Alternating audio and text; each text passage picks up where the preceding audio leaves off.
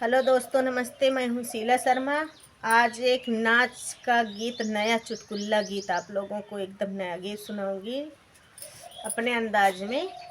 दोस्तों, उसे फुल आवाज़ करके सुनना। आप सबको अच्छा लगे तो लाइक, शेयर, सब्सक्राइब, कमेंट ज़रूर करना दोस्तों। हमारी ननद सौकिनिया हो, सुना सैया हमार। हमारी ननद सौकिनिया हो, सुना सैया हमार।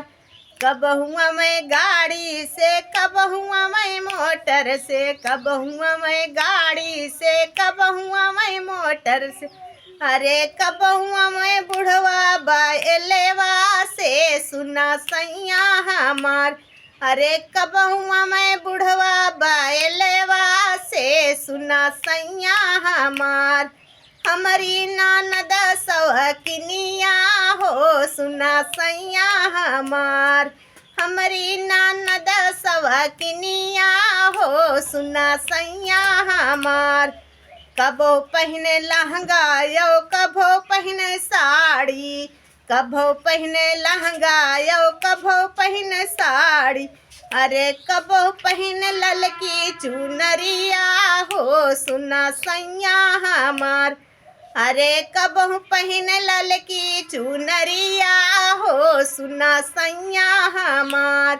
हमारी ननद सवकिनिया हो, सुना सैया हमार।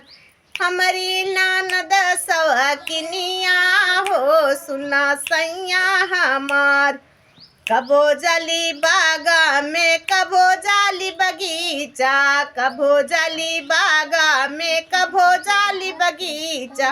अरे कबो घूमे मलिया के साथ, सुना सैया हमार।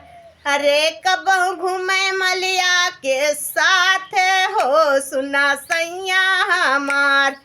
हमारी ननद सवकिनिया हो, सुना सैया हमार। हमारी ननद सवकिनिया हो, सुना सैया हमार। सुना सैया हमार।